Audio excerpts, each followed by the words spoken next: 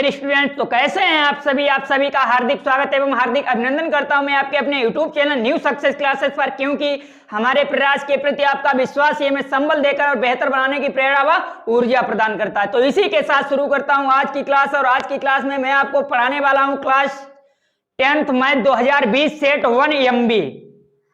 आज की क्लास में मैं आपको 2020 सेट का क्वेश्चन नंबर 5 सॉल्व करवाएंगे। इससे पिछली वीडियो में मैंने आपको 4 क्वेश्चंस 4 वीडियो में कंप्लीट करवाए हैं। यदि किसी भी स्टूडेंट ने उन्हें कंप्लीट नहीं कर पाया है तो लिंक आपको डिस्क्रिप्शन में मिल जाएगी, आप लोग वहां से कंप्लीट कर सकते हैं। वीडियो देखने से पहले यदि आपने चैनल को सब्सक्राइब नहीं किया तो सबसे पहले चैनल को सब्सक्राइब कर लें और बेल आइकन को जरूर प्रेस कर लें, क्योंकि उसमें आपका ही फायदा है। जैसे ही हम कोई न्यू वीडियो अपलोड करेंगे वीडियो का नोटिफिकेशन सबसे पहले आप लोगों तक पहुंच जाएगा और आप लोग वहां से वीडियो को रिसीव कर सकते हैं, प्राप्त कर सकते हैं और अच्छा मटेरियल फाइंड मिल जाएगा आप लोगों को और आप लोग क्वेश्चन सॉल्व कर पाएंगे। तो देखिए देरी ना करते हुए क्लास स्टार्ट कर देते हैं आज की। और आज की क्लास बहुत ही, देखिए यहां पर मैं आपको बहुत ही डीपली पढ़ाता हूं। कहने का मीन्स है, अगर कोई क्वेश्चन अनसॉल्व का सॉल्व कराते हैं तो उससे रिलेटेड उसका जो बेसिक होता है उसे भाई जरूर पढ़ाते हैं, क्योंकि अनसॉल्व का क्वेश्चन है भाई। इसीलिए आप अगर अनसॉल्व 2020 का पढ़ लो भाई, 100% वादे के साथ कहता हूं आप सारे अनसॉल्व पेपर्स पूरे 49 जो सेट होते हैं वो सॉल्व कर पाओगे, वादे के साथ कहते हूं। तो देखिए भाई करूंगा आज स्टार्ट क्वेश्चन नंबर 5 का। तो देखिए क्वेश्चन नंबर यहां पे हल डाल लेते हैं। हल 5 का क्या कह रहा है? कह रहा है कि द्विघात बहुपद आपको दे रखा है। क्या दिया गया है? दिखाई दे रहा होगा यहां पर आपको दे रखा है। देखिए यहां पर 6x² माइनस का 3x माइनस 3 माइनस का 7x के शून्यांक ज्ञात कीजिए तथा बहुपद और गुणांकों तथा शून्यांकों के बीच में जो संबंध है वो ज्ञात कीजिए। ठीक है, तो आपको 2 चीजें ज्ञात करनी है। पहला तो बहुपद के शून्यांक ज्ञात करने हैं और दूसरा शून्यांक और गुणांक के बीच जो संबंध है वो ज्ञात करना है। ठीक है, तो यहां पर आपको बहुपद दिया गया है, लेकिन आपको देखना यह है कि बहुपद किस टर्म में दिया गया है। आपको x टर्म में बहुपद दिया गया है। पहले लिखते हैं, देखिए दिया है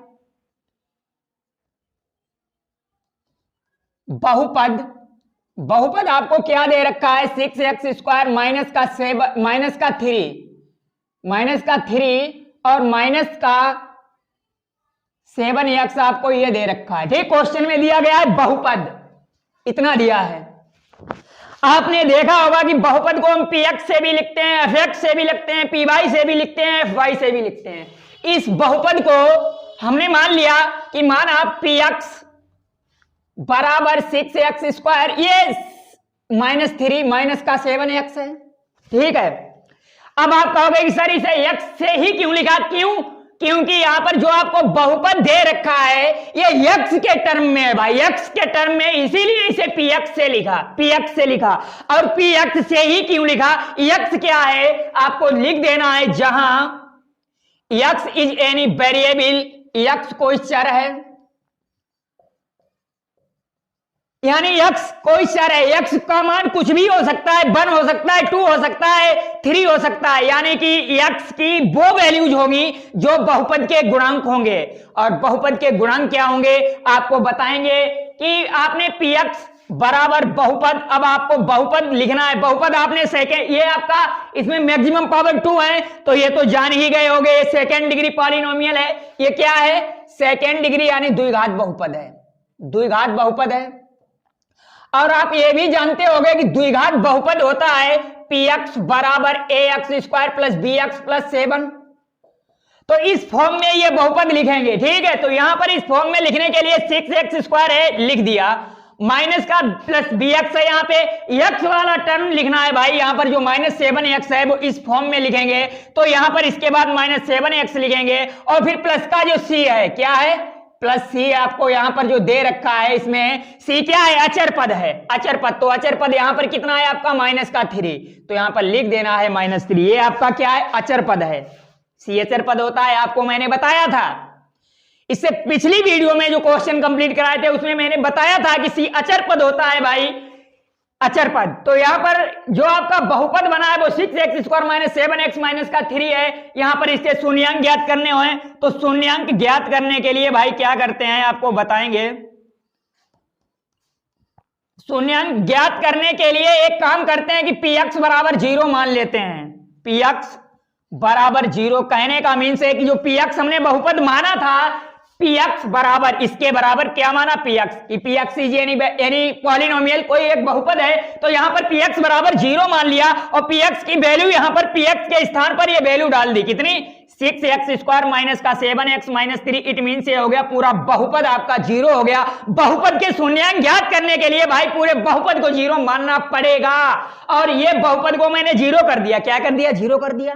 आप देख रहे होंगे कि मैंने पूरे पॉलिनोमियल को 0 कर दिया है, 0 मान लिया है। यहां पर क्या करेंगे? इसके फैक्टर करेंगे। Factor means गुणनखंड। गुणनखंड करना आप लोग जानते हो गए। यहां पर आपका क्या है? ये माइनस चिन्ह बैठा हुआ है। क्या है? माइनस। और यहां पर ये माइनस बैठा हुआ है। ये आपका बहुपद है वो इस form ax² plus bx plus c के फॉर्म का है ना। इससे इसकी तुलना कर देंगे क्योंकि गुणनखंड करेंगे। इससे तुलना करने पर आप क्या पाओगे भाई? इससे तुलना करने पर आपको मालूम है कि यहां पर जो a है क्या है? a बराबर 6 है, b बराबर माइनस का 7 है। आपको दिखाई पड़ रहा होगा x का गुणांक यहां पर b है, यहां पर x का गुणांक कितना है? माइनस का 7 है, तो b बराबर माइनस 7। और जो c अचर पद है वो माइनस का 3 यहां पर दे रखा है, c बराबर माइनस का 3। ये चीज आपको ज्ञात होनी चाहिए भाई और वो चीज ज्ञात भी है। ज्ञात कर ली है आपने ना। c जो अचर पद है वो कितना है? माइनस का 3 है। तो यहां पर आपको क्या करना है? इस गुणनखंड में यहां पर माइनस है, मैंने आपको बताया कि यदि यहां पर माइनस हो तो आपको एक चीज ध्यान रखनी है कि घटाने पर। अगर यहां पर प्लस होता तो जोड़ने पर। गुणनखंड करने की भाई ऐसी ट्रिक देंगे कि कोई नहीं बता पाएगा। वादे के साथ कहता हूं यहां पर माइनस है तो इट मींस घटाने पर। अगर यहां पर प्लस होता, क्या होता? प्लस, तो इट मींस हो गया कि जोड़ने पर। लेकिन माइनस है, माइनस इसमें दिया गया है तो घटाने पर। यहां पर आपको a बराबर 6 दिया गया है, c बराबर माइनस का 3 दिया गया है और c बराबर 3 यानी माइनस का। लेकिन c बराबर माइनस 3 है, ac का मान निकालेंगे भाई। a का मान कितना है? 6 और c का मान माइनस का 3 है, लेकिन यहां पर प्लस का रखेंगे। क्यों? क्योंकि तुम्हें सिर्फ गुणनखंड निकालने हैं, कोई दिक्कत नहीं, खाली गुणनखंड करने हैं। c का मान 3 रख दिया। लेकिन मैंने आपको बताया था अगर यही देखना है, यहां पर माइनस है तो घटाने पर, तो यहां पर ac का मान 6 तियां 18, कितना आया? 18। ऐसे गुणनखंड आपको बनाने हैं, ऐसे गुणनखंड इन्हें बनाना है। 18 में ऐसे गुणनखंड करने हैं कि घटाने पर 7 आए। कितना है? 7। 9 दूनी 18 भाई, 9 दूनी 18।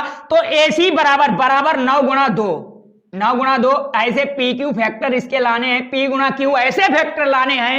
9 गुणा 2 क्या हो गया? p plus q। कि यदि हम इन दोनों p और q को जोड़ दें, कहने का मीन से p प्लस q की बात करें तो 9 प्लस 2 हो जाएगा और 9 प्लस 2 को जोड़ दें, सॉरी p माइनस q करें। मैंने कहा कि माइनस चिन्ह है तो घटाने पर, it means p minus q होगा। अगर यहां पर प्लस चिन्ह होता तो जोड़ने पर तो यहां पर p प्लस q करते, लेकिन यहां पर माइनस चिन्ह है, घटाने पर इट मींस p माइनस का q, p माइनस का q। तो p माइनस का q it means 9 minus 2, 9 minus 2 अगर करेंगे कितना आएगा? 7 आएगा। तो बस यही बात हो गई भाई। पी क्यू बराबर कितना होगा? जाएगा 18 हो जाएगा और p माइनस का q बराबर 7 हो जाएगा। मैंने आपको बताया था यहां पर एक ही चिन्ह ध्यान रखना है, अगर माइनस है तो घटाने पर और प्लस है तो जोड़ने पर। लेकिन है क्या? माइनस है तो इसलिए घटाने पर। यहां पर भाई रफ कर देता हूं, क्यों? क्योंकि स्पेस नहीं रहा है भाई। क्वेश्चन समझ करके ही चलना है भाई, एक एक स्टूडेंट को समझ में आएगा, वादे के साथ कहता हूं, और समझा करके ही रहेंगे क्वेश्चन को।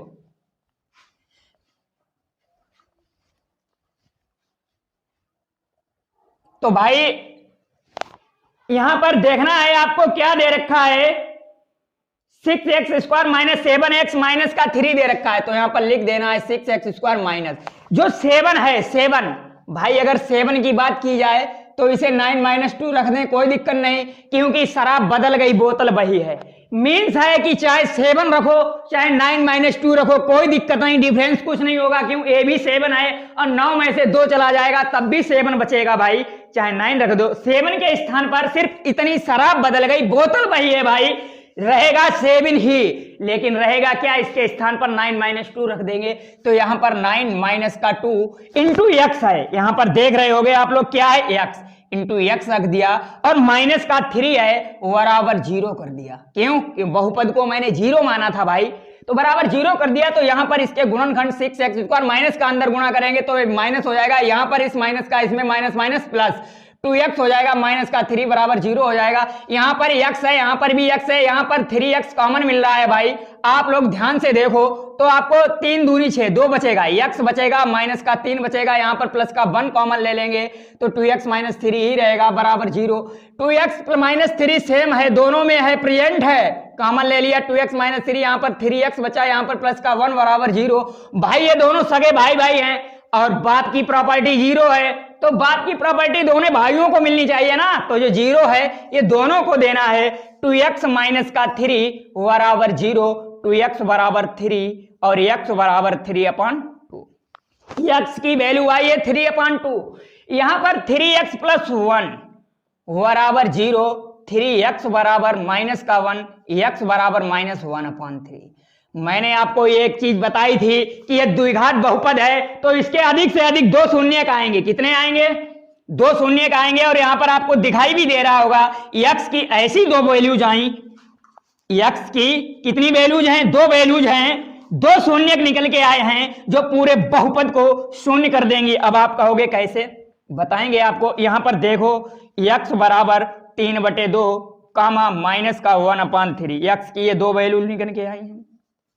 मैंने आपको बताया था कि आपका देखिए सिर्फ उसने शून्य पूछे हैं, आप यहीं तक क्वेश्चन लगाओगे, कह रहा है कि क्या शून्य ज्ञात कीजिए, लेकिन हम आपको दिखाएंगे कि किस तरह बहुपद शून्य हो जाता है ना, आपको बताएंगे। बताने के लिए क्या होगा कि यहां पर आपका जो बहुपद px मैंने माना था, क्यों x क्यों माना था? मैंने बताया था x कोई चर है, क्योंकि हमें जो बहुपद है वो x के टर्म में दे रखा है बराबर 6x² - 7x - 3। यहां पर आपको क्या करना होगा? x की कोई वैल्यूज डाल दो भाई। देखिए यहां पर x की मैक्सिमम पावर कितनी है? मैक्सिमम पावर यानी मैक्सिमम जो घात है वो 2 है, तो इट मीन से हो गया कि ये द्विघात बहुपद है। क्या है? द्विघात बहुपद है। अब इसका ये भी मीन्स हो गया कि अगर द्विघात बहुपद है तो इसके अधिक से अधिक शून्य कितने होंगे? अधिक से अधिक यानी कि ज्यादा से ज्यादा, अधिक से अधिक शून्य जो होंगे वो कितने होंगे? अधिक से अधिक शून्य बराबर 2 होंगे, तो इसके अधिक से अधिक 2 शून्य 3/2 और -1/3 निकल के आए। और यहां पर देखना है ये दोनों शून्य किस बहुपद को 0 कर देंगे 100%। वादे के साथ कहता हूं भाई, यहां पर x बराबर 3/2, पहले 3/2 को लेते हैं तो x का मान 3/2 डाल दिया भाई, x के स्थान पर 3/2 लिख दिया। आप कहोगे कि सर क्यों 0 कर दिया? बहुपद को क्यों 0 कर दिया? px को क्यों 0 मान लिया? क्योंकि हमें इसके शून्य ज्ञात करने हैं और शून्य जब भी ज्ञात करते हैं भाई 0 से ही ज्ञात करते हैं, 0 से ही शून्य ज्ञात किए जाते हैं। और मिनिमम वैल्यू देखते हैं कि ऐसी कम से कम वैल्यू कितनी मिलेगी जो इस बहुपद को 0 कर देगी। तो ज्यादा से ज्यादा बहुत सारी वैल्यूज हो सकती हैं, लेकिन सेम रेशियो में, समान अनुपात में मिलेंगी। वैल्यू तो अनंत मिलेगी लेकिन सेम रेशियो यानी समान अनुपात में मिलेंगी। तो देखना आपको यह है कि P3/2 बराबर, अगर कोई ये कह दे ठीक है P3/2 बराबर ये 6, x का मान 3/2 डाल रहा हूं भाई, -7x 3/2 -3, ठीक है। तो यहां पर P3/2 क्यों x की वैल्यू मैंने डाली है 3/2 यहां से उठा के, तो यहां पे इस बराबर 6, ये 3 त्रिका 9/4 हो जाएगा, इसका स्क्वायर अगर खोलेंगे तो ये -7 इंटू ये 3/2 -3। यहां पर देखना, आप देखने वाली बात यह है कि यहां पर इसे कैंसिल कर देंगे, 2 दूनी 4 और 2 तियां 6, ठीक है। तो यहां पर अब इसे आगे सॉल्व करेंगे। आगे सॉल्व करने पर देखते हैं कि क्या आता है भाई, क्या आता है आपको बताएंगे। देखते रहना है कि बहुपद शून्य आएगा भाई, वादे के साथ कहता हूं आपको। तो देखिए यहां पर P3/2 था ना, बराबर ये कितना था 3, क्योंकि 2 से काटा 2 तियां 3 इंटू 9/2 माइनस का ये आपका कितना था -7 7x था ना, तो यहाँ पर माइनस का 7x था, 7x, x की वैल्यू 3/2, माइनस का 3 थी, तो यहाँ पर 3/2 और माइनस का 3 लिख देना है। तो यहाँ पर माइनस 7×21, इसका इसमें गुणा करेंगे तो 7×21/2 आएगी, तो यहाँ पे लिख देना है 21/2। यहाँ पर आपको माइनस का 3 लिखना है, यहाँ पर लिख देना है माइनस का 3, 9×27, तो यहाँ पर 27/2 आ जाएगा, माइनस का 21/2 माइनस का 3 आ जाएगा, क्या आ जाएगा 3। अगर बात की जाए भाई यहाँ पे इसके हर दोनों पे सेम है, और जब हर सेम होता है तो अंश को सीधा माइनस कर देते हैं, तो यहाँ पर 27 में से 21 घट जाएगा भाई, हर सेम है। हर जब समान होते हैं 27/2 21/2 दोनों के हर समान है भाई, 2 और 2 हैं, तो ये सीधा माइनस हो जाएगा, 27 से 21 माइनस हो जाएगा, 6 बचेगा, बटे 2 माइनस का 3 आएगा, 2×3 6, ये बराबर 3-3, ये प्लस का 3 है, माइनस का 3 कैंसिल हो जाएगा और 0 आ जाएगा। तो इसने बहुपद को शून्य कर दिया, इट मींस ये बहुपद का एक शून्यक होगा, x बराबर 3/2 और x बराबर माइनस का अगर 1/3 रखेंगे तब भी भाई 0 आएगा। इट मींस ये हो गया कि अगर द्विघात बहुपद है तो उसके ज्यादा से ज्यादा, अधिक से अधिक 2 ही शून्यक होंगे, अनंत होंगे कम, सेम रेशियो में। जब अगर उनका अनुपात सेम रेशियो का मीन्स ये होता है भाई, जैसे ये 3/2 है, 3/2 है, अगर हम इसमें इसका समान अनुपात निकालें तो समान अनुपात क्या होगा भाई, जैसे इसमें हम 3 का गुणा ऊपर कर दें, 3 त्रिका 9, 3 का नीचे कर दें, 3 दूनी 6, अगर इसमें 3 का गुणा 3 9 27 और 6 18, इस तरह के इसके शून्यक मिलेंगे, लेकिन क्या होंगे, सेम रेशियो में होंगे। तो द्विघात बहुपद है इसलिए इसके मैक्सिमम शून्यक 2 आए।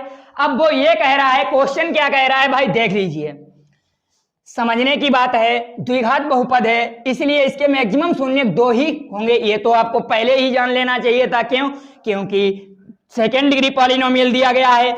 अब वो ये कह रहा है कि भाई अगर इसके जो शून्यक हैं 3/2 और माइनस का 1/3, इसके शून्यक कितने निकल के आए थे, शून्यक x बराबर 3/2 और माइनस का 1/3 जो निकल के आया था, इसका आपको क्या करना था कि शून्यकों और गुणांकों के बीच संबंध ज्ञात करना है। देखिए भाई, यहां पर आपको एक नोट पॉइंट लिखना है, हम आपको बता दे रहा हूं कि शून्यकों और नोट मीन्स होता है, नोट पॉइंट लिखवा दें तो समझ लीजिए, वो याद कर लीजिए, अगर आता है तो अच्छी बात है और नहीं आता है तो और अच्छी बात है, याद कर लीजिए। तो यहां पर आपको क्या लिखना है नोट पॉइंट में कि शून्यकों और गुणांकों के बीच अगर द्विघात बहुपद हो तो यहां पे नोट पॉइंट लिख देते हैं कि यदि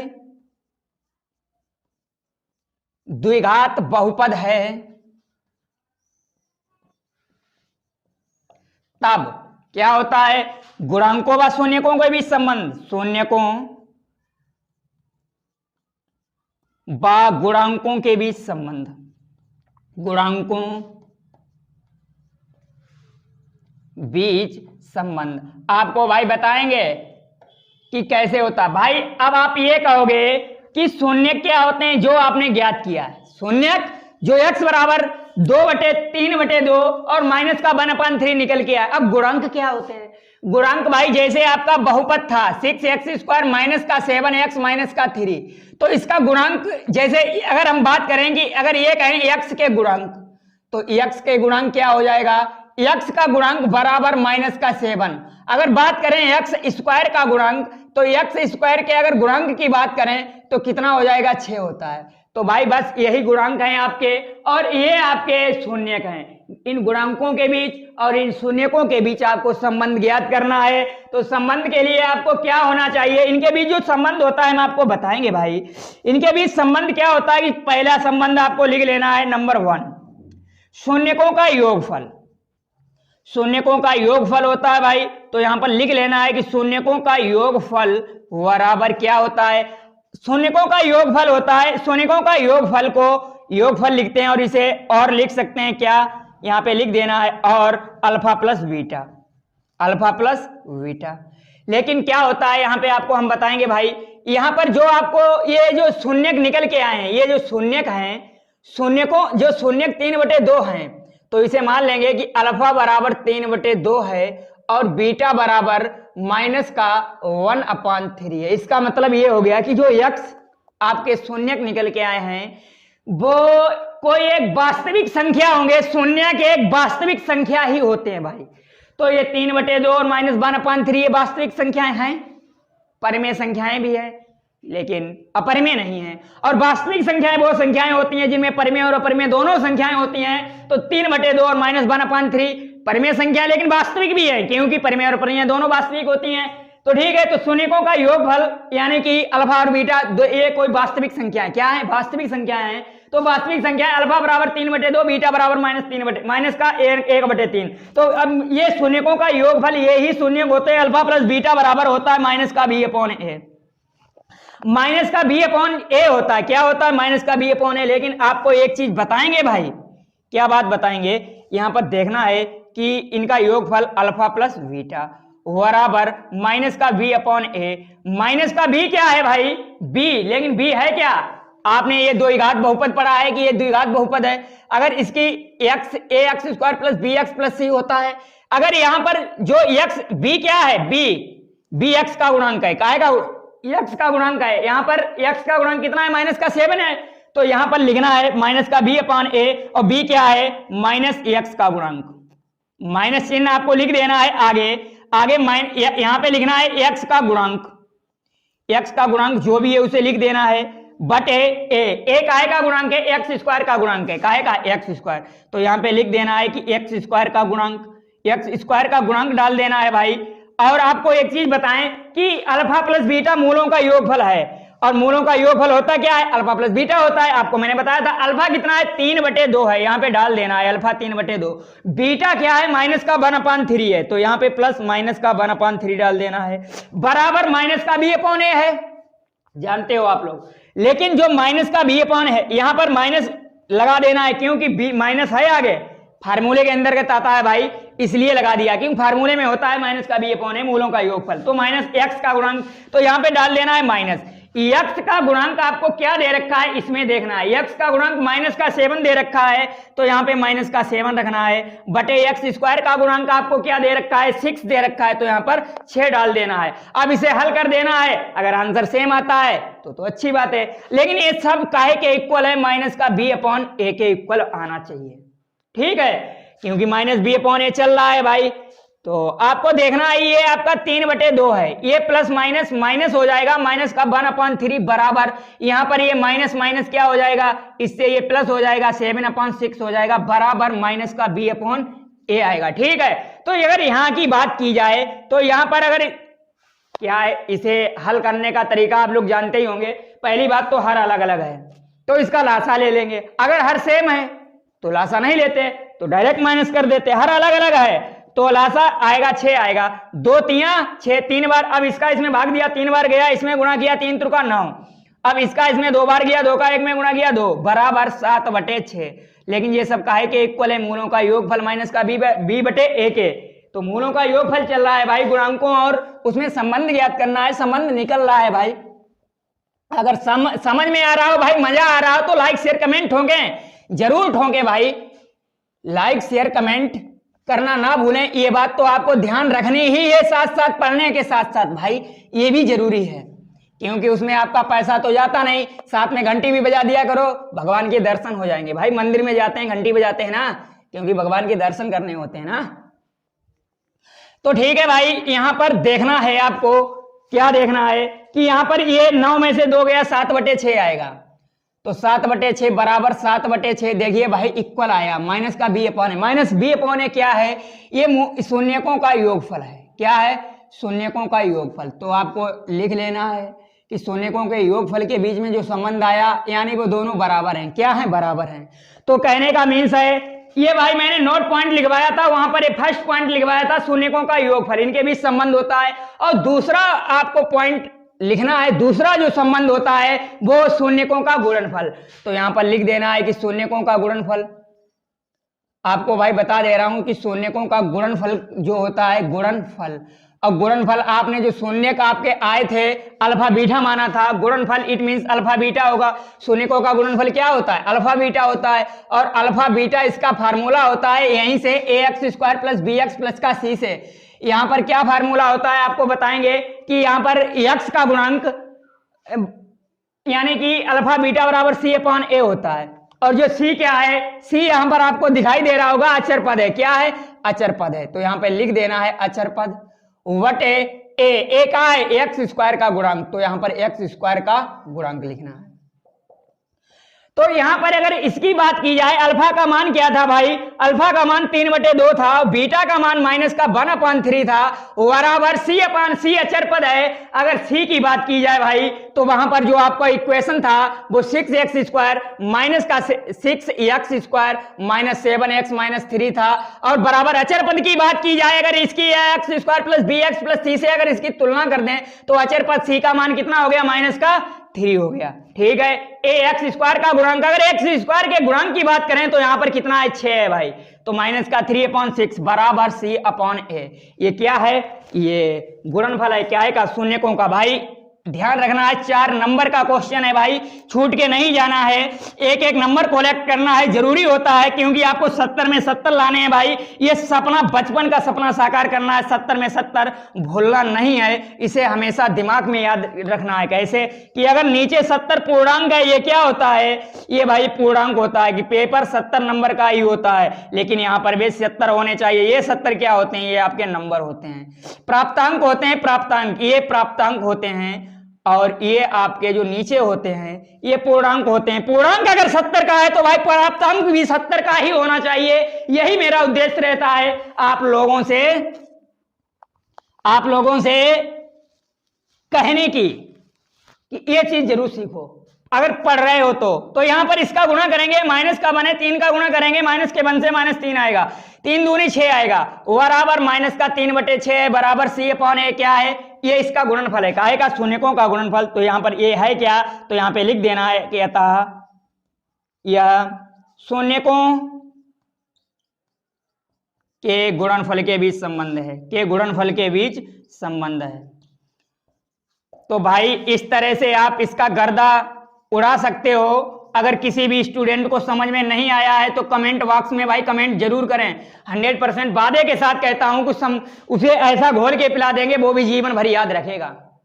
तो भाई अगला क्वेश्चन है, पढ़िए, और गर्दा उड़ेगा उसका भी उड़ेगा। 4 नंबर का क्वेश्चन है भाई, ऐसे नहीं छोड़ना है। तो अगला क्वेश्चन क्या कहता है उसे पढ़ लीजिए, उसका भी गर्दा उड़ेगा एक एक करके। अगर मजा आ रहा हो भाई तो कमेंट में लिख दीजिए, जय महाकाल ऐसा बुलाओ काल जो लगाए पेपर के सारे सवाल।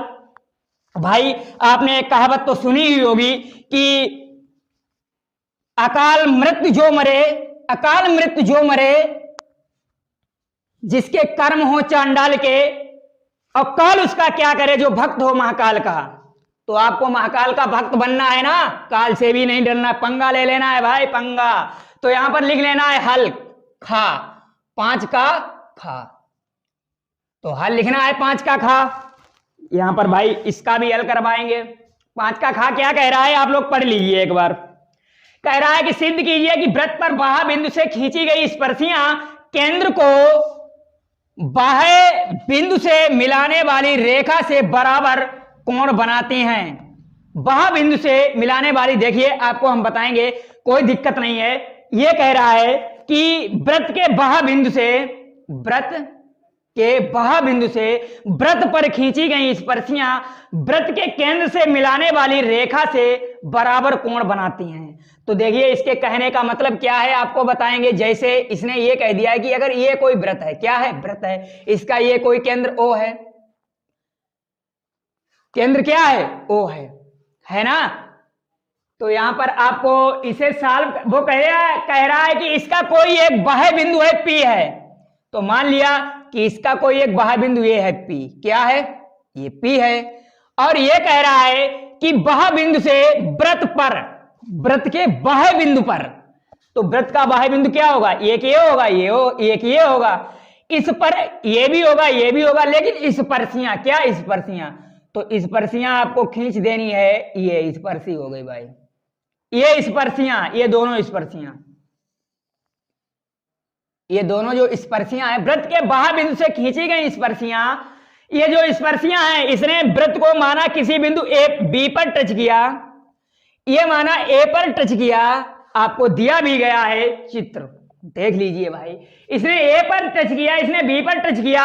और सबसे बड़ी इंपॉर्टेंट बात क्या है कि आपने एक थ्योरम पढ़ी होगी, वो क्या पढ़ी होगी, आपने पढ़ा होगा, नहीं पढ़ा तो सीख लीजिए कि वृत्त के किसी बाह्य बिंदु पर, बाह्य बिंदु से खींची गई, वृत्त पर खींची गई स्पर्शियां, वृत्त पर खींची गई स्पर्शियां आपस में बराबर होती हैं, ये थ्योरम है। और उसी थ्योरम से भाई प्रूव करेंगे कि यहां पर अगर हम यहां से ये लंब डालें, ये लंब डालें तो ये जो कोण बना, ये वाला कोण, यानी कि जो ये कोण है और ये कोण है, ये दोनों कोण समान हो, ये दोनों कोण समान हो तो बात करते हैं, अगर इसे नाम बी देते हैं और इसे नाम ए देते हैं, इसे, ठीक है, ये इसके नाम है।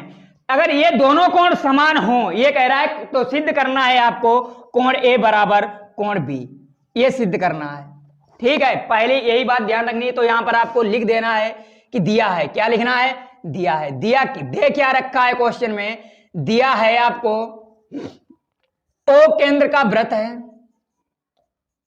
ओ केंद्र का वृत्त है, ये आपको क्वेश्चन में ही दे रखा है, कह रहा है कि ओ केंद्र का वृत्त है, एक वृत्त है जिसका केंद्र ओ है, ठीक है, जिसका बाह्य बिंदु पी है, जिसका बाह्य बिंदु पी है।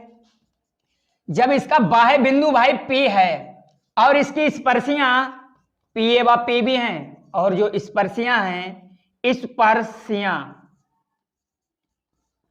पी ए व पी बी है, ठीक है, ये क्या है, इसकी स्पर्शियां हैं।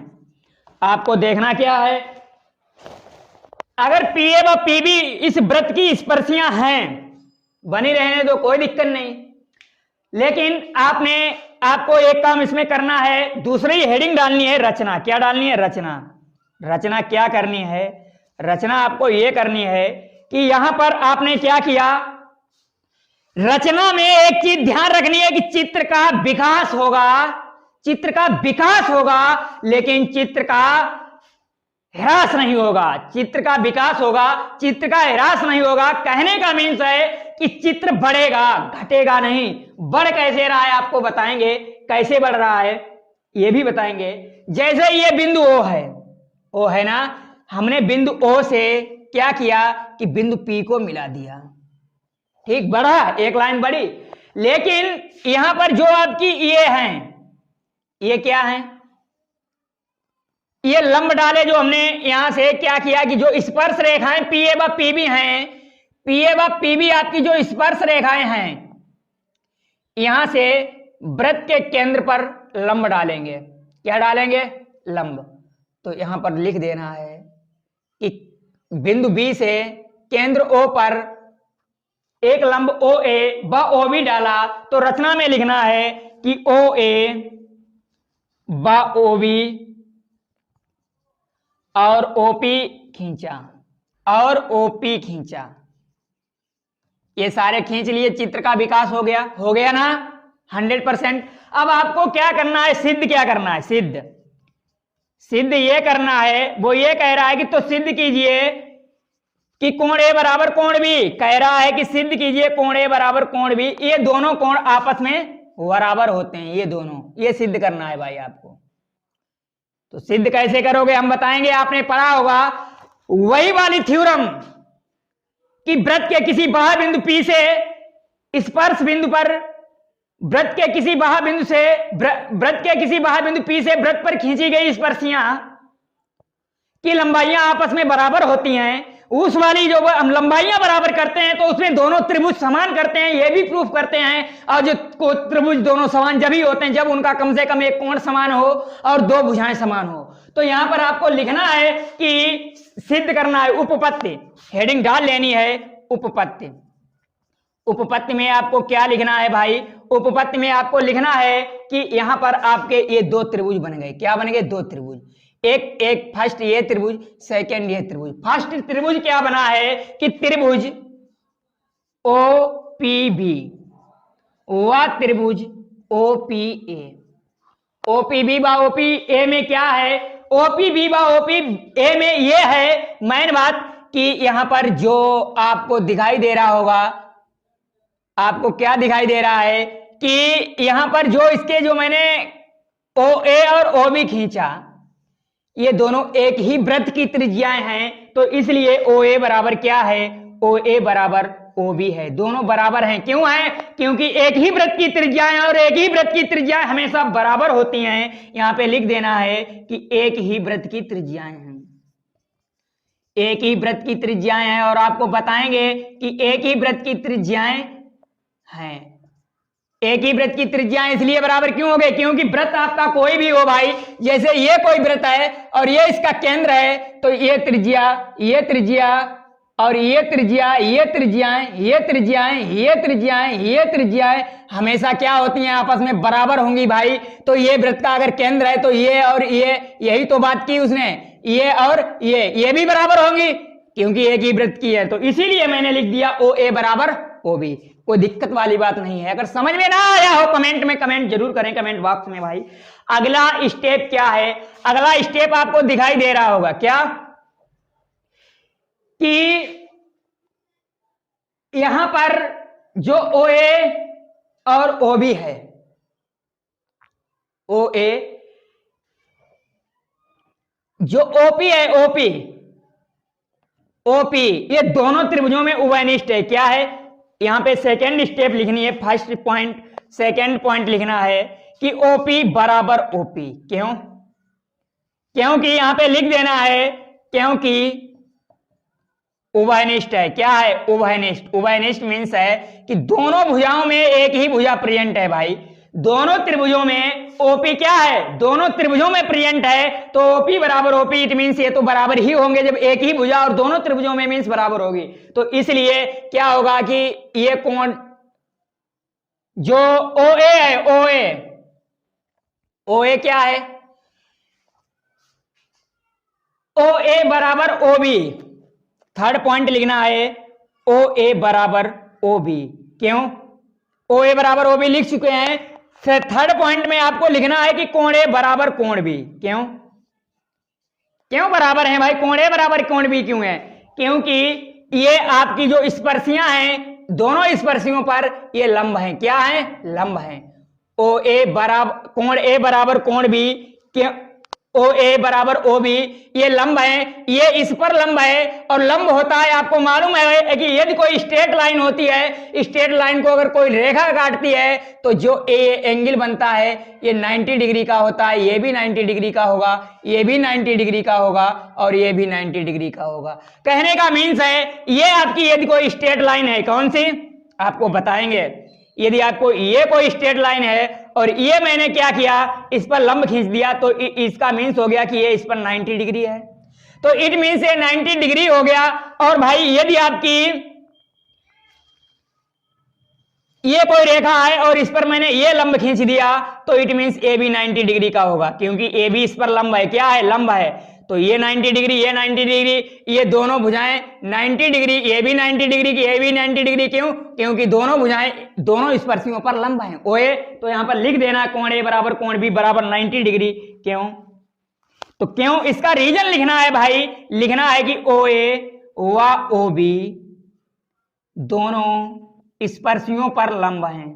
क्या है, स्पर्शियों पर लंब हैं भाई, और लंब हमेशा स्पर्शियों पर लंब हैं, और लंब हमेशा क्या होता है, बराबर होते हैं भाई, हमेशा 90 डिग्री का कोण काटता है, तो ये भी 90 डिग्री का, ये भी 90 डिग्री का, तो इसलिए कोण ए बराबर कोण बी बराबर 90 डिग्री। यही आपको प्रूफ करना था भाई। वो कह रहा था कि तो सिद्ध कीजिए, तो सिद्ध करना था कि कोण ए बराबर कोण बी, तो यहां पर आपने सिद्ध कर लिया कि कोण ए बराबर कोण बी बराबर कितना है, दोनों 90 डिग्री के हैं।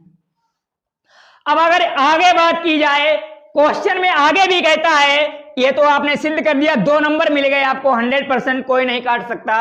अगले 2 नंबर फाइंड करने हैं, क्योंकि every question carries 4 marks, every question is carries 4 marks. प्रत्येक क्वेश्चन 4 अंक लाएगा, और 2 अंकों का क्वेश्चन है, आपने प्रूफ कर लिया है, कोई नहीं काट सकता, कोई भी परिंदा पर नहीं मार सकता मेरे भाई। यहां पर आपको चित्र में देखना, आगे पढ़ना है कि चित्र में वो कह रहा है कि कोण ए ओ बी बराबर 100 डिग्री दे रखा है, तो कोण ए ओ बी कहने का मीन्स जो बीच में ओ है, अगर इस तरह का लिखा हो जैसे उसने बात की है, ये भाई रफ कर देता हूं क्योंकि बोर्ड पे जगह नहीं रही हुई है ना, तो आपको बताएंगे भाई काहे की बात करते हैं, बात करते थे, मैंने आपको बताया था यदि वो ये कह दे कि कोण AOB बराबर 100 डिग्री है, तो ये आप मान के चलो कि कोण AOB अगर बीच में जो चीज होती है वही एंगल होता है भाई। जैसे उसने लिखा है यहां पर कि कोण AOB बराबर 100 डिग्री, तो इसका मीन से हो गया कि जो कोण O है यानी कि कोण O, इस तरह भी लिख सकते हो कोण O, ठीक है। तो यहां पर यानी कि ये है आपका 100 डिग्री और फिगर बना हुआ भी है, फिगर भी बना हुआ है यहां पर देखिए। तो हमेशा बीच वाला जो एंगल होता है इसमें बीच में जो कोण दिया जाता है उसको बीच में रखते हैं। तो AOB बराबर 100 डिग्री है और तो कह रहा है कि APO, तो कोण APO ज्ञात कीजिए। तो आपको ज्ञात क्या करना है, यहां पर लिखना है, ज्ञात करना है कोण APO। APO आपको ज्ञात करना है भाई, APO 100% ज्ञात करेंगे। APO मीन्स ये वाला एंगल, ठीक है। ये आपका फर्स्ट त्रिभुज हो गया, ये आपका सेकेंड त्रिभुज हो गया। तो APO फाइंड करना है, APO यानी कि यहां पे लिखना है कि त्रिभुज सेकेंड से, यानी कि त्रिभुज 2 से, त्रिभुज सेकेंड से, त्रिभुज 2 से दूसरा त्रिभुज क्या है, इसमें आपको यहां पे लिखना है कि चूंकि हम जानते हैं कि त्रिभुज के तीनों अंतःकोणों का योग, त्रिभुज के तीनों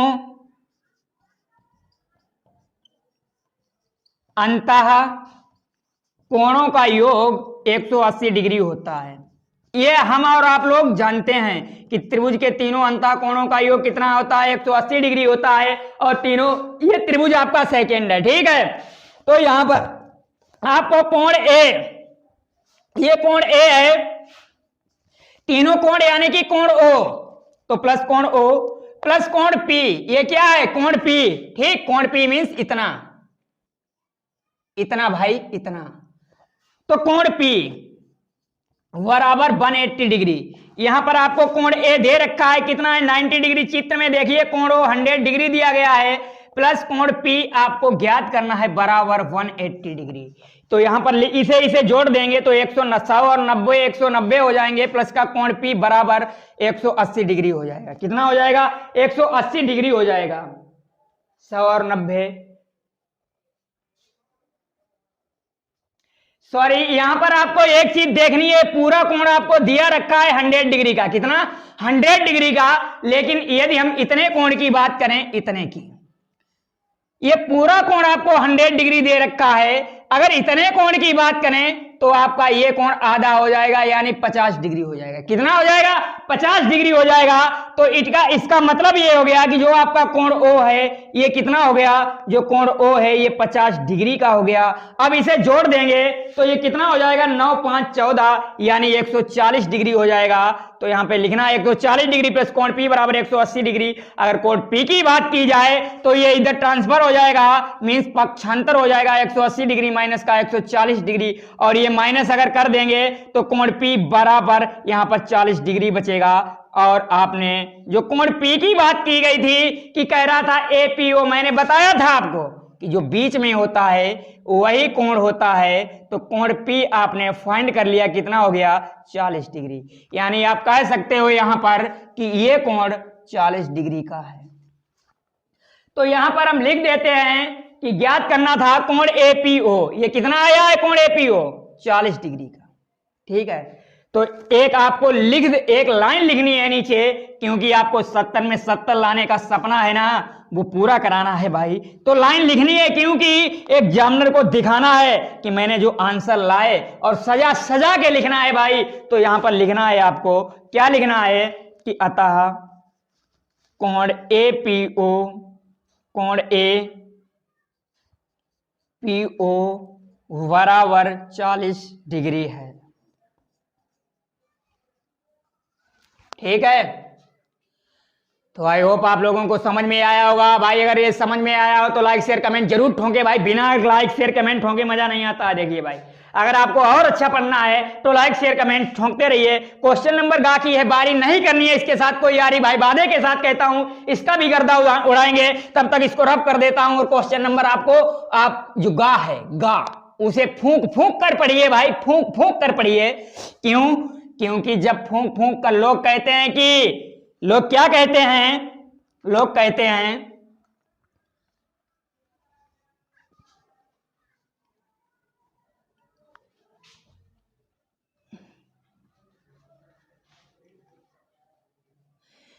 लोग कहते हैं कि दोस्त बनाओ छान कर, दोस्त बनाओ छान कर और दूध पियो जान कर। तो आपको क्या करना है, इसे फूंक फूंक कर पढ़ना है भाई। क्यों? क्योंकि कहीं ऐसा ना हो कि कोई चीज ऐसी हो जो आपको दिखाई ना पड़े और समझ में ना आए। तो फूंक फूंक कर जब आप पढ़ोगे तो क्या करोगे कि आपको समझ में आएगा। कैसे, हम बताएंगे आपको। आपने देखा है कि हाथी देखा है ना, हाथी हमेशा जब चलता है तो फूंक फूंक कर चलता है। क्यों? क्योंकि रास्ते में हाथी के लिए चींटी बहुत खतरनाक होती है। तो कहीं आपको चींटी ना मिल जाए भाई, ऐसा प्राणी ना मिल जाए क्वेश्चन के अंदर जो आपके लिए खतरनाक हो। तो फूंक फूंक कर क्वेश्चन पढ़िए, फूंक फूंक कर पढ़िए भाई। क्वेश्चन नंबर गा है, इसका भी गर्दा उड़ेगा भाई। तो यहां पर मैं डाल लेता हूं गा, जय महाकाल। यहां पर देखिए आपको दिया है, यहां पे लिख लेना है कि दिया है। क्या दिया है कि कोण ए, यानी कि कोण ए का मतलब cos a अपॉन 1 माइनस का tan a, और माइनस का आपको दे रखा है sine square a upon cos a minus का साइन a। तो कह रहा है कि इसे प्रूफ कर दीजिए बराबर cos a plus sign a के इक्वल। भाई इसे भी प्रूफ करेंगे 100% वादे के साथ कहता हूं। कैसे प्रूफ करोगे? देखिए सबसे पहली बात क्या है यहां पे, सबसे पहली बात यह है कि बराबर आपको cos a plus sign a proof करना है। यह चीज आप भी जानते हैं और हम भी जानते हैं, हमने आपको इसीलिए बताया है। तो इसे प्रूफ करने के लिए आप इसका LHS लेके चलेंगे। तो आपको लिखना है कि LHS लेने पर, LHS का मतलब होता है लेफ्ट हैंड साइड, और लेफ्ट हैंड साइड कौन सी होती है ये लोग आप लोग जानते ही होंगे। ये आपकी LHS होता है, लेफ्ट हैंड साइड होता है, और ये आपका RHS होता है। क्या होता है? RHS। तो जो LHS लेके चलेंगे मीन्स ये वाला पार्ट, और प्रूफ क्या करेंगे? RHS मीन्स ये वाला पार्ट। ठीक है, ठीक है। तो यहां पर LHS क्या है? cos a अपॉन 1 माइनस का tan a। और मैंने आपको अगर एक सेंटेंस ध्यान आया हो तो बताया था, ट्रिग्नोमेट्री के क्वेश्चन को सॉल्व करते समय क्या करते हैं। इस क्वेश्चन को आपको ध्यान आया हो तो कमेंट बॉक्स में पहले लिख के जरूर बताएं। क्वेश्चन सॉल्व करने से पहले मैंने बताया था कि ट्रिग्नोमेट्रिक का क्वेश्चन आ जाए तो उसे ज्यादा से ज्यादा मरोड़िए, ज्यादा से ज्यादा तोड़िए। तो हम इसे क्या करेंगे? मरोड़ेंगे और तोड़ेंगे भी, मरोड़ेंगे और तोड़ेंगे भी। तो भाई देखना है कैसे तोड़ेंगे और मरोड़ेंगे, आपको हम बताएंगे ये चीज भाई। देखिए भाई रफ कर रहा हूं, प्लीज भावनाओं को समझिए। और क्वेश्चन बहुत ही समझ कर लगाना भाई, बहुत दिक्कत होती है रफ करने में। आप लोग इतना तो बनता ही है भाई, लाइक शेयर कमेंट ठोक दिया करो। तो भाई चलिए आइए चलते हैं कैसे मरोड़ते हैं इसे। तो इसे मरोड़ने के लिए यहां पर आपको 1 माइनस tan a दे रखा है। क्या दे रखा है? 1 माइनस tan a। तो यहां पर लिख देना है, चूंकि जो tan a आपका होता है इसे तोड़ेंगे मरोड़ेंगे और तोड़ेंगे मरोड़ेंगे तो क्या क्या इसमें निकलेगा? इसमें इसका एक हाथ होगा और एक पैर होगा। तो हाथ क्या होगा भाई? इसका हाथ साइन a होगा और पैर cos a होगा। जब इसको मैंने अलग अलग किया, इसके हाथ पैर को अलग कर दिया तो हाथ अलग लिख दिया साइन ए और cos a अलग लिख दिया, यानी कि tan a बराबर होता है sine a upon cos a। ये कब निकला? जब इसे तोड़ा। ठीक है, तो यहां पर आपको यही लिख देना है, चूंकि tan a बराबर sine a upon cos a, यही वैल्यू यहां पर डाल देनी है कि cos a बटे 1 माइनस का sine a upon cos a। यहां पर आपको साइन स्क्वायर ए दे रखा है भाई ऑलरेडी। ये क्या है? टूटा, यानी कि टूटा और तोड़ा मरोड़ा है, तोड़ा मरोड़ा है, यानी कि इसे तोड़ने की जरूरत नहीं है, ऑलरेडी इतने ही टुकड़ों में है, टुकड़ों में ऑलरेडी है अपॉन cos a माइनस का साइन है। ठीक है, अब आपको क्या करना है भाई? यहां पर आपको एक टर्म दिया गया है cos a upon 1 minus sine a upon cos a। यहां पर ये दे रखा है कॉस ए अपॉन 1 माइनस का sine A upon cos A. इसे भाई सॉल्व करने की बारी है। यहां पर आप क्या करोगे, जो 1 है इसे अपॉन में एक 1 इसके मान लोगे, और यहां पर ये कॉस ए है इसे एलसीएम ले लोगे। तो यहां पर ये इसका इस 1 का इसको जो एलसीएम 1 और कॉस ए का एलसीएम लिया तो कॉस ए आएगा भाई, और 1 का अगर भाग देंगे कॉस ए में तो कॉस ए बार जाएगा, और ये कॉस ए बार गया, कॉस ए का इस 1 में मल्टीप्लाई किया तो कॉस ए ही रहा भाई। यही इसका तरीका होता है। लोग कह देते हैं कि इसका क्रॉस मल्टीप्लाई कर दो, इस तरह से क्रॉस मल्टीप्लाई कर दो। हाँ, कुछ ही स्टेपों में सही बैठे भाई, हर जगह ये चीज सही नहीं बैठेगी, वादे के साथ कहता हूं। लेकिन मैं आपको ऐसा प्योर मटेरियल दूंगा कि कहीं भी आप बैठाओ सही बैठेगा भाई, सही बैठेगा। वो मास्टर नहीं हूं जो कुछ ही स्टेप बाद समाप्त हो जाती है, लेकिन ऐसे ही स्टेप्स देंगे हमेशा के लिए जिंदाबाद होगी। तो यहां पर आपको क्या करना है, कॉस ए लिखना है। किस तरह से मैंने आपको बताया है कि यहां पर 1 और कॉस ए का एलसीएम लेंगे। एलसीएम लेने के बाद में कॉस ए आएगा, और 1 का कॉस ए में क्या करेंगे, भाग देंगे। जब कॉस ए में 1 का भाग देंगे तो अपॉन में 1 कर लेंगे, और अपॉन में 1 किया, इसका भाग देंगे तो भाई कॉस ए बार ही जाएगा। क्यों, 1 का किसी में भाग देने पर उतनी बार ही जाता है जितनी वह संख्या होती है। जैसे आपका ये कितना है, जैसे मैंने लिख दिया 80 है, 80 बटे 1, इट मीन्स 1 का 80 में भाग देंगे तो 80 बार जाएगा। मैंने लिख दिया ये 100 है, 100 बटे 1, 1 का 100 में भाग दिया, 100 बार जाएगा। तो इट मीन्स भाई ये हो गया कि 1 का भाग कॉस ए में देंगे तो क्या होगा कि कॉस ए बार जाएगा, और इस जो कॉस ए बार गया उसका इस 1 से मल्टीप्लाई किया, तो 1 से मल्टीप्लाई करने के बाद कॉस ए का 1 में मल्टीप्लाई करेंगे तब भी कॉस ए ही आएगा। क्यों, क्योंकि जब किसी भी संख्या का 1 में गुणा करते हैं तो वह संख्या उतनी ही रहती। जैसे 80 का 1 में किया तो 80 ही रहा, तो कॉस ए का 1 में करेंगे कॉस ए ही रहेगा। यहां पर इस कॉस ए का इस कॉस ए का इस कॉस ए में भाग देंगे तो ये कॉस ए से कॉस ए कैंसिल हो जाएगा, 1 बार जाएगा। कितनी बार जाएगा, 1 बार जाएगा भाई, 1 बार जाएगा। और जो 1 आएगा उसका इस साइन ए से गुणा कर देंगे जो अंश में है, तो साइन ए इंटू 1, साइन ए का 1 में गुणा करेंगे भाई, साइन ए ही रहेगा। क्यों रहेगा, मैंने बताया था कि 1 का किसी भी संख्या में मल्टीप्लाई करने पर संख्या चेंज नहीं होती है, वही रहती है। तो कॉस ए माइनस का साइन ए, यहां पर ये साइन ए आया, यहां लिख दिया, तो यहां पर कॉस ए माइनस साइन ए आया, वही यहां पर लिखेंगे भाई। इसके स्थान पर मैंने इस पूरे पार्ट को सॉल्व करके वहां पर आपको दिखाया है और कैसे सॉल्व किया यह भी बताया है, तो वही चीज यहां पर रख देंगे। तो यहां पर लिखना है कॉस ए अपॉन में क्या लिखेंगे, अपॉन में कॉस ए माइनस का साइन ए अपॉन कॉस ए है, तो यहां पर लिख देना है कॉस ए माइनस का साइन ए अपॉन कॉस ए है। यहां पर आपका माइनस है, माइनस कहां पर है, ये जो माइनस है ना ये बीच वाले डंडे में है, यहां पर है, यहां पर, तो ये माइनस यहीं पर इसके सामने लगाना है। माइनस का साइन स्क्वायर लिखना है, तो यहां पे लिख देना है साइन स्क्वायर ए। अपॉन में आपको क्या लिखना है, कॉस ए माइनस का साइन ए लिखना है। समझ में आया होगा भाई। अब आगे देखते हैं। आगे देखने का मतलब है कि क्वेश्चन को आगे बढ़ाते हैं। ठीक है भाई, आगे देखते रहिए और क्वेश्चन को समझते रहिए। यहां पे मैं आपको इंपॉर्टेंट चीज बताएंगे। यहां पर इसका मीन से हो गया, इसे भाई और मैं डीपली आपको समझाएंगे। जैसे cos A upon cos A minus sign है, इसका मतलब है कि कॉस ए में भाग लग रहा है, काहे का, cos A minus sign A upon cos ए का, यही तो है ना। कॉस ए में भाग लग रहा है, cos A minus sign A upon cos ए का। इसे इस तरह से लिखो, और इस तरह लिखने के बाद जो भाग का चिन्ह है इसे मल्टीप्लाई में जब चेंज करते हैं तो क्या होता है, ये कॉस ए ये ऊपर पहुंच जाता है, cos A upon cos A minus का साइन ए आ जाता है। कहने का मीन्स है कि जो हर में है वो अंश में चला जाता है, जो अंश है वो हर में आ जाता है। कॉस ए नीचे ऊपर चला गया और कॉस ए माइनस साइन ए ऊपर है, ये नीचे आ गया। अब इस कॉस ए का इस कॉस ए में गुणा करेंगे तो कॉस स्क्वायर ए आएगा, अपॉन ये कॉस ए माइनस का साइन ए रख देंगे तो ये क्या आएगा, कॉस। यहां पर बस भाई यही लिख देंगे कि जो cos A upon cos A minus sign ए, इसे मैंने इस तरह से जब सॉल्व किया तो क्या निकल के आया, कॉस स्क्वायर ए अपॉन कॉस ए माइनस का साइन ए निकल के आया, यही रख देंगे। और माइनस का आपका जो है साइन स्क्वायर ए, मैंने बताया था ये ऑलरेडी मरोड़ा हुआ है, इसे आप और ज्यादा नहीं मरोड़ सकते हो भाई। साइन ए कॉस ए और कॉसे के इससे ज्यादा कोई भी टर्म मरोड़ा नहीं जा सकता है ट्रिग्नोमेट्री में, और जो मरोड़ते हैं वो टेन ए कॉट ए और आपके क्या होते हैं, कॉस ए होते हैं।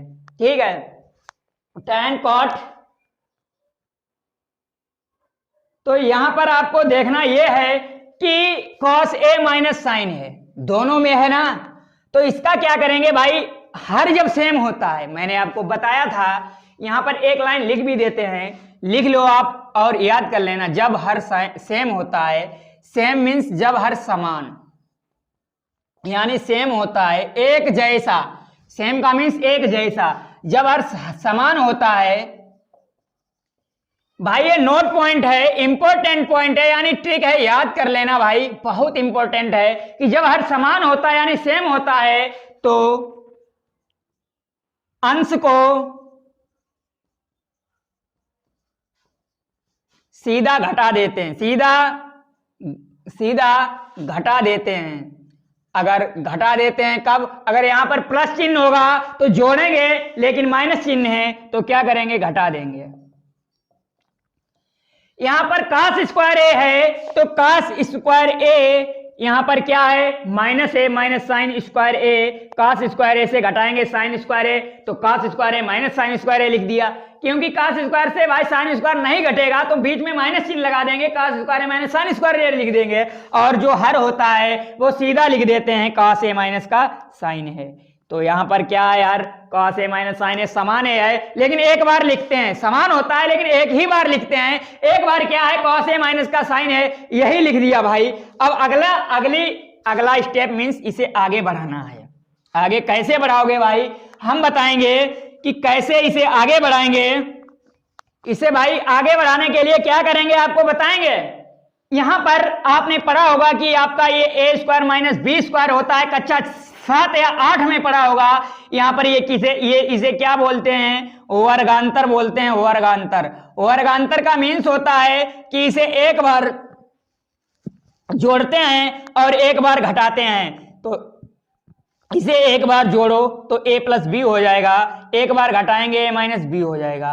तो यहां पर भाई ये cos स्क्वायर ए माइनस साइन स्क्वायर ए स्क्वायर माइनस बी स्क्वायर का फॉर्म ग्रहण कर रहा है, इसे भी एक बार जोड़ेंगे तो cos ए प्लस साइन ए होगा, और एक बार घटाएंगे मीन्स cos ए माइनस का साइन ए होगा। जब इसे एक बार जोड़ेंगे एक बार घटाएंगे अपॉन cos ए माइनस का साइन ए करेंगे भाई, तो cos ए माइनस साइन ए ये एक जैसा है, एक जैसा कैंसिल हो जाएगा, और जो आंसर आएगा वो cos ए प्लस का साइन ए आ जाएगा, और यही आपको बराबर RHS है। क्या है, RHS है, यहां पर लिख सकते हो भाई, हेंस प्रूव्ड, अर्थात ये आपका क्या हो गया, प्रूव हो गया, यानी सिद्ध हो गया। हिंदी में लिखना चाहते हो तो लिख सकते हो इति सिद्धम। भाई वादे के साथ कहता हूं पूरा नंबर मिलेगा, कोई नहीं काटेगा आपका। तो भाई अब क्वेश्चन नंबर घा की है बारी, नहीं करनी है इसके साथ कोई यारी। तो भाई घा का किस तरह गर्दा उड़ाएंगे आपको ये भी हम बताएंगे कि घा का गर्दा किस तरह उड़ाना है। पढ़ लीजिए एक बार, आप जो क्वेश्चन घा दिया गया है इसे पढ़ लेना है आपको, ठीक है, पढ़ लो। तब तक मैं क्या करता हूं कि इसको रफ कर देता हूं भाई। और भाई 70 में 70 लाने का सपना भूलना नहीं है आपको। लाइक शेयर, मजा आया हो तो लाइक शेयर कमेंट जरूर ठोंके भाई, क्योंकि लाइक शेयर कमेंट नहीं ठोकोगे तो कैसे यार आन पड़ता आएगा भाई। आपको एक ही काम करना होता है, आपको दो काम कुल एक, जब पढ़ने बैठो तो सिर्फ दो ही काम करने, एक पढ़ना, दूसरा लाइक शेयर कमेंट करना ना भूलें भाई। क्यों, क्योंकि यही आपका मकसद होता है भाई। लाइक शेयर नहीं करोगे तो मटेरियल भी तो नहीं मिलेगा। मटेरियल जब ही मिलेगा जब लाइक शेयर और कमेंट करते रहेंगे, ठीक है। तो भाई आगे देखिए क्या है आगे, आगे क्यों देखें, अब आप कहोगे कि सर क्या है आगे बताओ। अरे भाई आगे क्वेश्चन देखिए भाई, क्वेश्चन और लाइक शेयर कमेंट करते रहिए साथ साथ में भाई, यही और क्या देखने के लिए है यहाँ पे। यहाँ पे कोई मेला वेला थोड़ी नहीं है जो तुम यहाँ पे आओगे और वो देखोगे भाई। मेला में क्या होता है, हर चीज होती है, वहां पर तो सर्कस वगैरह देखा जाता है, यहाँ पर क्या देखोगे, कुछ नहीं भाई, यहाँ पे पढ़ाई ही पढ़ाई है भाई।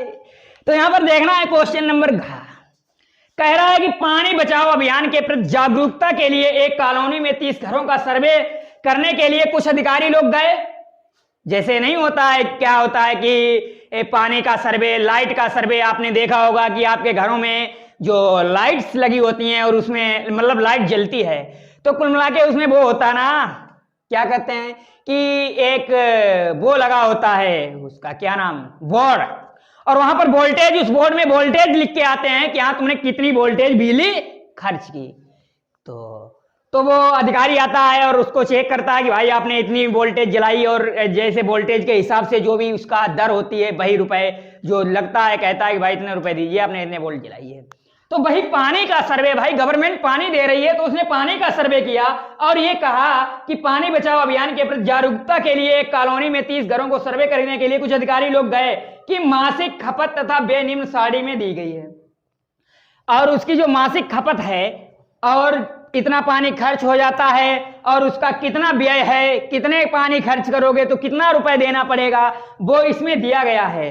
तो क्या दिया गया है वही आपको लिखना है कि व्यय रुपयों में, व्यय आपका है वो है रुपयों में। रुपयों में क्यों? क्योंकि भाई पानी जितना लोगे उतने रुपए तो दोगे। तो पानी कितना, रुपए कितने हैं? रुपए 65 से 68, वो कह रहा है कि 65 से 68 रुपया। अगला क्या है? 68 से 71 है, 71 से 74 है, 74 से क्या है? 77 है, 77 से क्या है? 77 से 80 है भाई, 80 से क्या है? 80 से 83 है। शायद आपको इतने ही दिए गए, लेकिन 83 से 86 भी दिए गए। कितने दिए गए? 83 से 86 तक आपके हैं। ठीक है, ये तो भाई रुपयों की बात हो गई, लेकिन पानी कितना मिला? जब आपने 65 से 68 रुपए दिए तो कितना पानी मिला? तो पानी आपको घरों की संख्या कितनी है? घरों की संख्या, तो घरों की संख्या आपको यहां पे लिख लेना है। घरों की संख्या, घरों की संख्या क्या है भाई? 2 है, 4 है और 3, 8, 7 और 4 और 2, ये घरों की संख्या है। ठीक है भाई, तो कह रहा है कि माध्य ज्ञात कीजिए। इसका माध्य मीन्स एक्स एवरेज, एक्स बार ज्ञात करना है। और इस जो एक्स बार मैंने यहां पे लिखा है, इसे एक्स बार पढ़ते हैं। क्या पढ़ते हैं? कोष्टक में एक्स बार, और दूसरी चीज इसे एक्स दंड भी पढ़ते हैं। क्या पढ़ते हैं? एक्स दंड, कुछ भी पढ़ सकते हो। एक्स बार पढ़ते हैं और एक्स दंड भी पढ़ते हैं। ठीक है, सीख ली, अच्छी बात है। ज्यादा से ज्यादा सीखो भाई, ज्यादा से ज्यादा सीखो। इसका आपको ज्ञात क्या करना है? एक्स बार ज्ञात करना है। तो एक्स बार देखिए आप 3 तरीकों से ज्ञात कर सकते हो। 3 मेथड होते हैं समांतर माध्य यानी एक्स बार ज्ञात करने के। 3 मेथड वो आपके कौन से होते हैं? आपका फर्स्ट मेथड होता है डायरेक्ट मेथड यानी प्रत्यक्ष विधि। प्रत्यक्ष विधि को इंग्लिश में डायरेक्ट मेथड कहते हैं। और दूसरा जो आपका मेथड है वो है एज्यूम्ड मेथड, हिंदी में कहते हैं कल्पित माध्य विधि।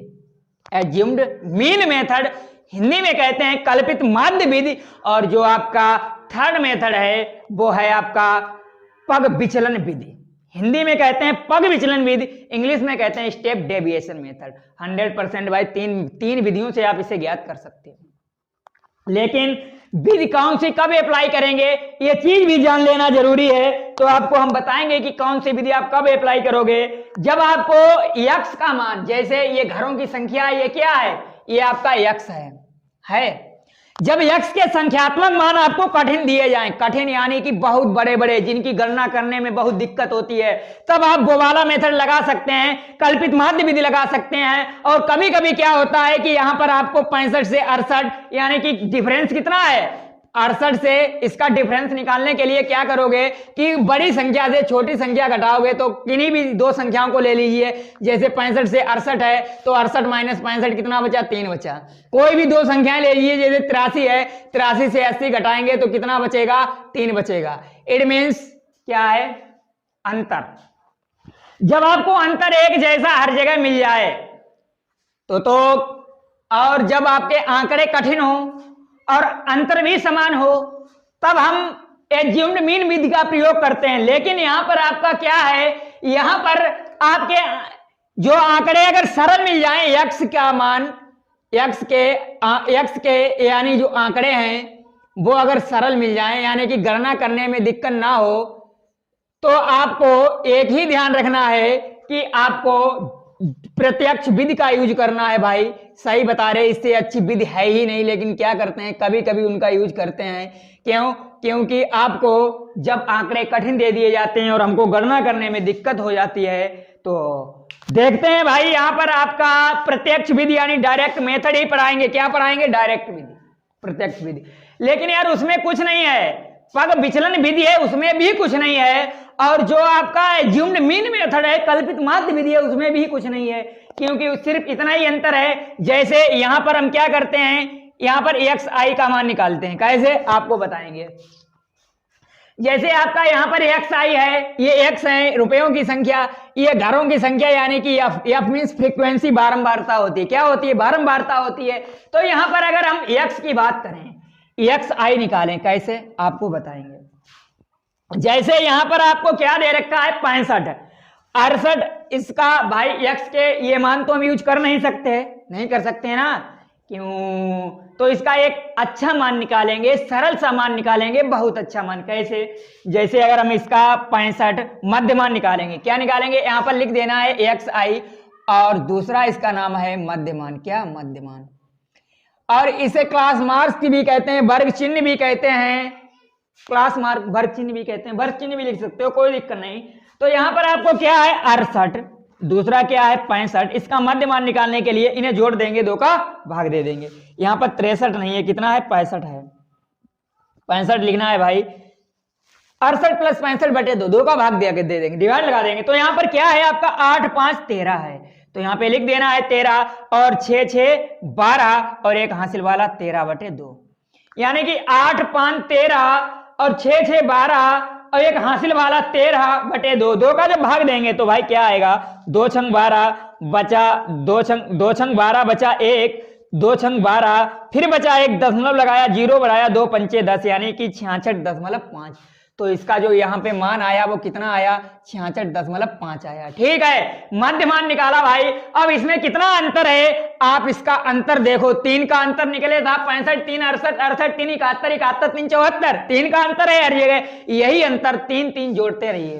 तो यहाँ पर 66 में 3 जोड़ेंगे तो 69.5 आएगा, इसमें जब 3 जोड़ेंगे तो 72.5 आएगा, इसमें जब 3 जोड़ेंगे तो 72 और 3 75.5 आएगा, इसमें 3 जोड़ेंगे तो 78.5 जोड़ आएगा, इसमें जब 3 जोड़ेंगे 78 और 3 81.5 आएगा, इसमें जब 3 जोड़ेंगे तो 84.5 आएगा।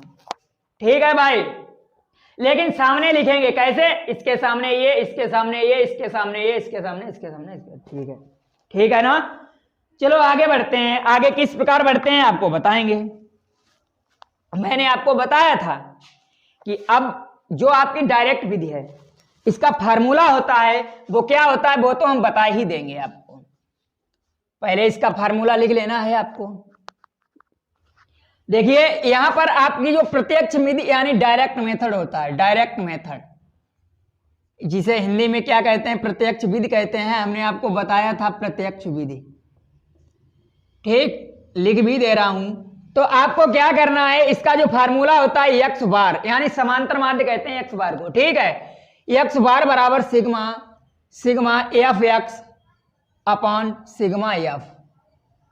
लेकिन जहां सिग्मा क्या है, सिग्मा यूनानी अक्षर है, यहां पे लिख देना है जहां सिग्मा, जो बड़ा सिग्मा है ये एक यूनानी अक्षर है जिसका अर्थ होता है पदों को जोड़ना। क्या होता है? पदों को जोड़ना, जिसका अर्थ होता है। ठीक है, तो भाई ठीक, जिसका अर्थ होता है यहां पे लिख लेना है कि जिसका अर्थ होता है पदों का जोड़ना, पदों को जोड़ना। अब आपको बताएंगे, क्या बताएंगे कि इसका formula sigma F x upon sigma F है, तो आपको एफ एक्स निकालना है ना। ये तो एक्स है, मध्यमान है, एफ ये है, इसका मीन्स जब एफ एक्स निकालेंगे, एफ एक्स की जरूरत है आपके पास, है ना। लेकिन सिग्मा एफ, अगर ये एफ है और यहां पर सिग्मा लगा हुआ है, सिग्मा का मीन्स बताया कि पदों को जोड़ना, इट मीन्स इन वाले पदों को जोड़ के लिखिए सिग्मा एफ। एफ क्यों लिखेगा? क्योंकि एफ का मान है फ्रीक्वेंसी है। तो यहां पर 4 2 6, 6 3 9, 9 और 8 17, 17 और 7 17 और 7 24, 24 4 28 2 30, कितना आया? 30। इसका मान 30 आया, सिग्मा एफ का मान। लेकिन जब एफ एक्स का मान निकालोगे, एफ एक्स का मीन्स है कि इसमें इसका गुणा करेंगे, तो देखिए कैलकुलेशन करने में कहां दिक्कत आ रही है यार, आराम से हो रहा है। दो पंचे 10, दो छंग 12 1 13, दो छंग 12 1 13, एक अंक बाद दशमलव ठोंक देना है, 133 आया। ठीक है, इसमें 4 का गुणा करना है, 4 पंचे 20 और 4 नेम 36 और 2 38 और 4 छंग 24, 24 और 3 27, एक अंक बाद दशमलव ठोंक देना। इसमें 3 का गुणा करना है, तिपच 15, तिपच 15, 3 दूनी 6 और 1 7 और 3 सत्ते 21।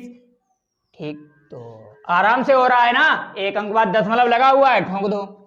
यहां पर 5 का गुणा 8 पंच 40, 8 पंच 40 और हासिल वाला 4 44, 8 सत्ते 56, 56 और 4 60, एक अंक बाद दशमलव ठोंक देना है। 7 का गुणा करेंगे, 7 पना 35, 7 पना 35 और 7 छंग 42, 7 7 अट्ठे 56, 56 और 3 56 3 69, हासिल 6 आया, 7 सत्ते 49, 6 55 आ गया, एक अंक बाद दशमलव ठोंक दिया। ठीक है, 4 का गुणा किया, 4 पंचे 20, 4 एक अंक 4 और 2 6, 4 अट्ठे 32। ठीक है, एक अंक बाद दशमलव ठोंक देना। 2 का गुणा 2 पंचे 10, 2 चौको 8 1 9, 2 अट्ठे 16, एक अंक बाद दशमलव। कहाँ यार दिक्कत हुई? और आपको अगर हम बता भी दें, आपका जो कल्पित माध्य विधि है, अगर ये बता देंगे 100% आप नहीं इसे यूज करोगे। कल्पित माध्य विधि का जो फार्मूला होता है भाई, विधि का जो फार्मूला होता है वो इस टाइप का होता है कि एक्स बार बराबर a plus sigma f i d i upon sigma f. ठीक है, और जो आपका उस कल्पित और उसका एज्यूम्ड मीन मेथड का यानी पग विचलन विधि का जो फार्मूला होता है, पग विचलन विधि, यहाँ पे फार्मूला तो लिख ही लो, प्रत्यक्ष विधि का होता है, ये कल्पित माध्य विधि का होता है।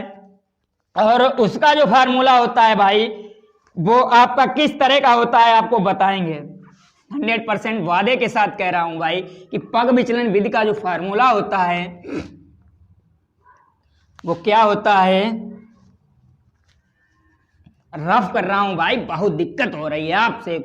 आपको मैंने बताया था कि रफ करने में भाई दिक्कत होती है, लेकिन फिर भी आप लाइक शेयर कमेंट नहीं ठोंकते हो भाई। कमेंट कर दिया करो, लाइक कर दिया करो भाई। चलिए ठीक है, यहां पर लेकिन आपको एक थर्ड जो मैंने बताया पग विचलन विधि, क्या बताया? पग विचलन विधि। इसका जो फार्मूला होता है भाई वो ये होता है कि एक्स वार बराबर a plus sigma f i u i upon h. H वर्ग अंतराल होता है, एच बराबर 3। यहाँ पे वर्ग अंतराल कितना है? 3 है। 65 3 68 ना, 68 से 65 घटाएंगे 3 आएगा भाई। यहाँ पे upon sigma F into H होता है। ठीक है, इंटू एच फार्मूला ये होता है, फार्मूला नोट कर लेना है। और लेकिन 100% वादे के साथ कहता हूं कि भाई जब आप इसे यूज करोगे, लेकिन जब आपको संख्याएं सरल मिलेंगी तो आप यही वाला फार्मूला यूज करोगे, इससे बेस्ट कुछ है ही नहीं। हकीकत बता रहा हूं भाई बात हकीकत बता रहा हूं, इससे बेस्ट फार्मूला नहीं मिलेगा। लेकिन कब जब संख्याओं का मान सरल हो, गुणा करने में दिक्कत ना हो, जोड़ने में दिक्कत ना हो, घटाने में दिक्कत ना हो, तो यहां पर आप अगर सिग्मा एफ एक्स की बात करेंगे, सिग्मा एफ एक्स का मीन्स मैंने बताया था पदों को जोड़ने की बात करेंगे, तो यहां पर देखिए लास्ट में 5 और 5 10, यानी कि 10 की और 0 है, तो इसे जब जोड़ेंगे 5 5 10 होगा। 10 की 0 अगर लगा देंगे तो हासिल 1 आ जाएगा। 0 लिख दिया, हासिल 1 यहां पे लिख दिया। ठीक है, अब 8 और 3 11, 11 और 7 18, 18 और 4 22, 22 और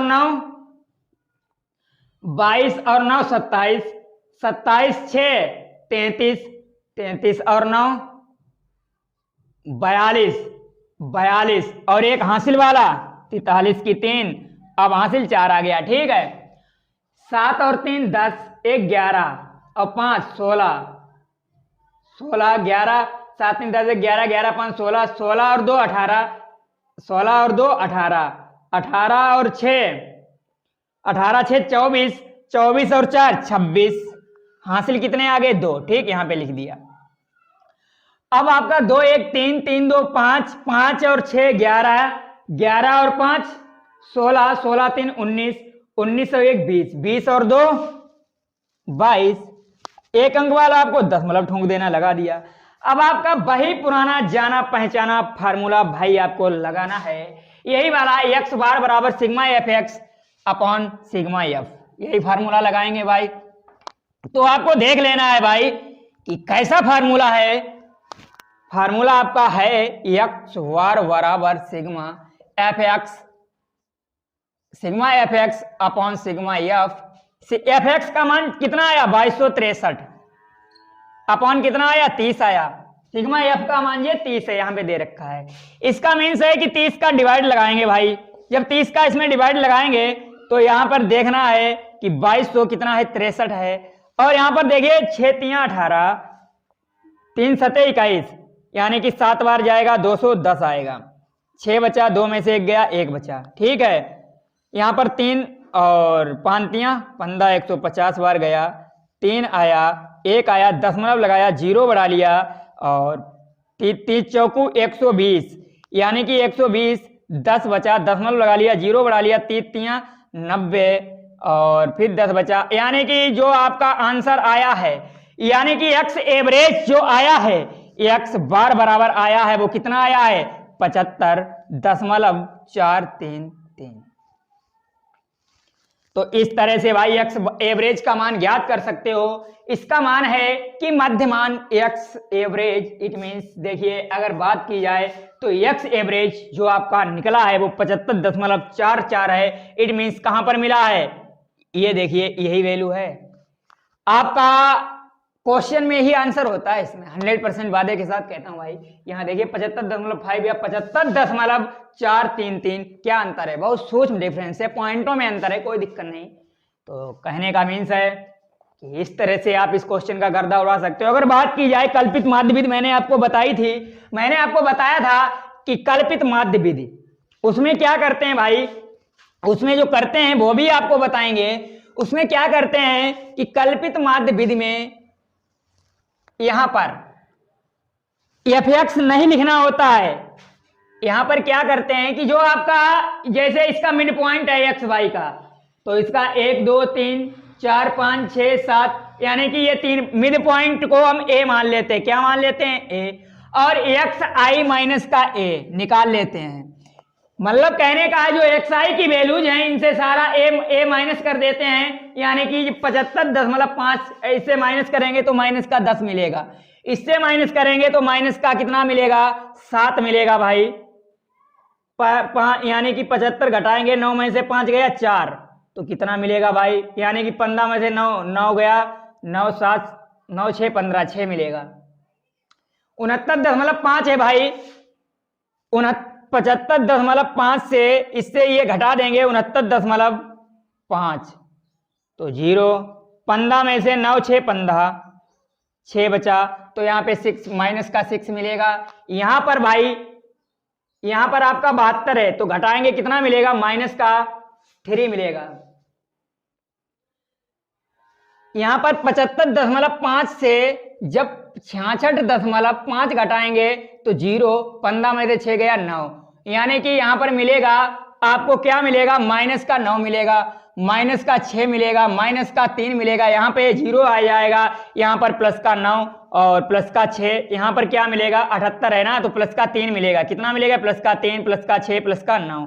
और फिर बाद में जो आपका एफ है, एफ आई इंटू ये एक्स आई माइनस का ए है, लेकिन जो एक्स आई माइनस का ए है ये काहे के बराबर है, डी आई के बराबर है। ठीक, डी आई बराबर।